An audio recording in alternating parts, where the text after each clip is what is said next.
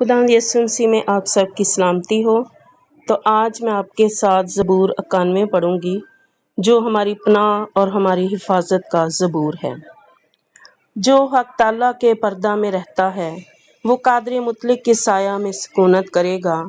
میں خداوند کے بارے میں کہوں گا، وہی میری پناہ اور میرا گڑھ ہے، وہ میرا خدا ہے جس پر میرا توکل ہے، کیونکہ وہ تجھے صیاد کے پھندے سے اور مہلک وبا سے چھڑائے گا۔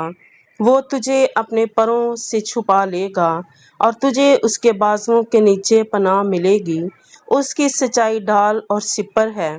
تو نہ رات کی ہیبت سے ڈرے گا، نہ دن کو اڑنے والے تیر سے، اور نہ اس وبا سے جو اندھیرے میں چلتی ہے، اور نہ اس ہلاکت سے جو دوپہر کو ویران کرتی ہے۔ تیرے آس پاس 1,000 گر جائیں گے اور تیرے داہنے ہاتھ کی طرف 10,000، لیکن وہ تیرے نزدیک نہ آئے گی۔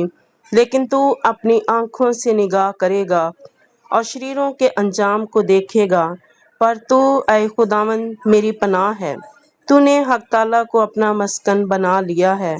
تجھ پر کوئی آفت نہ آئے گی اور نہ کوئی وبا تیرے خیمہ کے نزدیک پہنچے گی، کیونکہ وہ تیری بابت اپنے فرشتوں کو حکم دے گا کہ تیری سب راہوں میں تیری حفاظت کریں۔